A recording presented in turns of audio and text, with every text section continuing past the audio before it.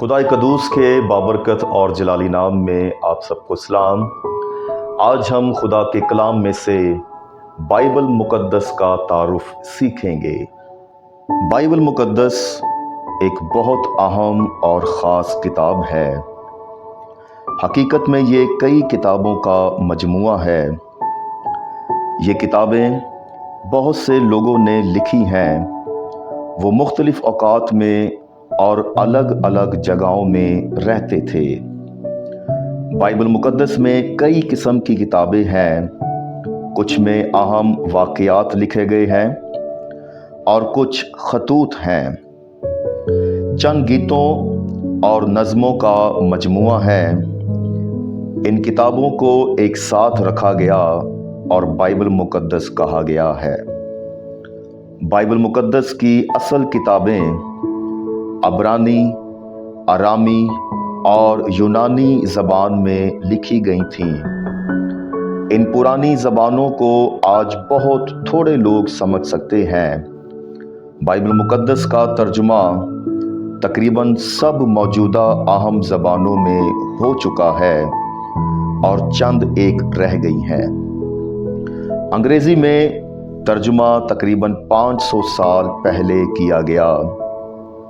उर्दू में 1743 में तर्जुमा हुआ।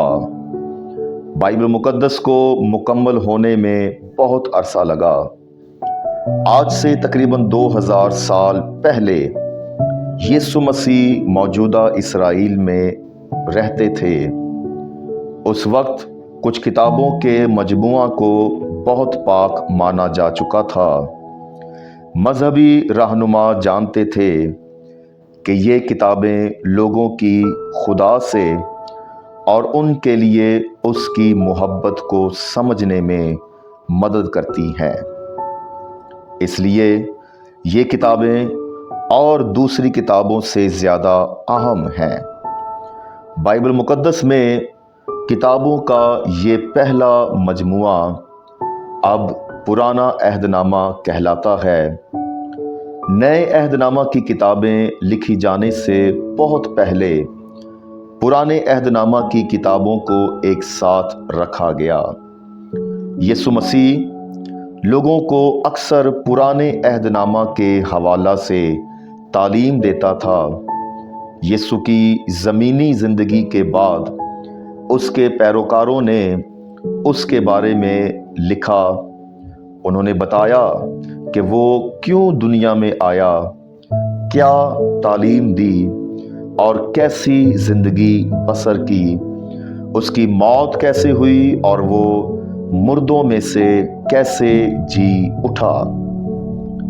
बाद में कलीसिया के रहनुमाओं ने उन तहरीरों को जमा किया और ये मजमुआ नया अहदनामा कहलाता है। उन्हें यकीन था कि ये तहरीरें उतनी ही मुकद्दस हैं जितनी के पुराने अहदनामा की किताबें हैं। इस किताब को ख़ास तौर पर आपके लिए तैयार किया गया है। इसमें बाइबल मुकद्दस में बहुत से अहम और दिलचस्प हिस्से शामिल हैं। अनवान और तारुफ भी दिए गए हैं। हर उन्वान के बाद बाइबल मुकद्दस की किताब का नाम और हवाला दिया गया है। उसकी मदद से आप वो हवाला देख सकते हैं। ये किताब पढ़ने के बाद यकीनन आप मुकम्मल बाइबल मुकद्दस पढ़ना चाहेंगे। बाइबल मुकद्दस दुनिया में सबसे ज़्यादा पढ़ी जाने वाली किताब है। साल ब साल बाइबल मुकद्दस दूसरी किताबों की निस्बतन सबसे ज़्यादा फ़रोख्त होने वाली किताब है।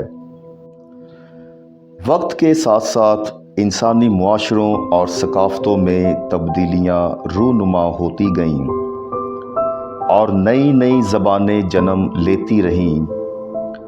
मुख्तलिफ़ ज़बानों के मारिज़ वजूद में आने से ज़रूरी होता गया कि बाइबल मुकद्दस के तराजुम पुराने अहदनामे के अब्रानी मतन और नए अहदनामे के यूनानी मतन से राजुल वक्त ज़बानों में ना सिर्फ तैयार किए जाएं बल्कि उनकी छपाई का काम भी जारी रहे।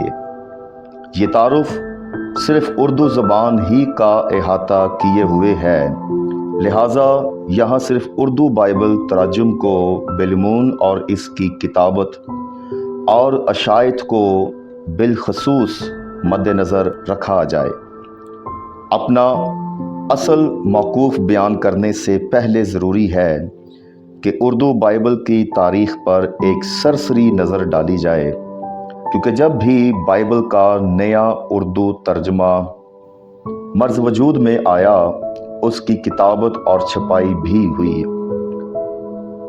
उर्दू बाइबल के तराजुम और उनकी किताबत व अशायत लाजिम व मलजूम हैं, जिनकी मुख्तसर तारीख़ दर्जा झैल है। 1943 में जर्मनी के मिशनरी शेल्स ने पहला उर्दू तर्जमा किया, जिसकी पहली अशायत 1745 में हुई। शेल्स के तर्जमे को मसीही उलमा ने तकनीकी एतबार से मौतबाना माना और इससे बेहतर तर्जमे की अशायत पर कोशिशें तेज़ कर दी गई। लिहाजा 1805 से 1814 नए अहदनामे का मुकम्मल तर्जुमा हुआ, जिसकी छपाई गालबन 1814 में हुई।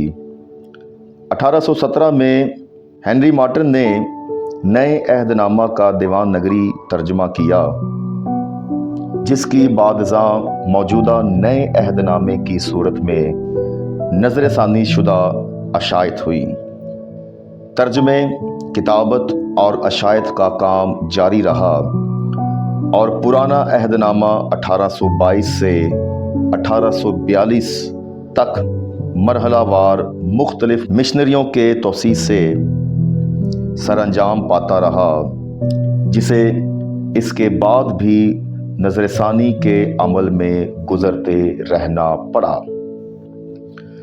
1860 में British and foreign Bible society ने नए अहदनामे पर नज़रसानी की।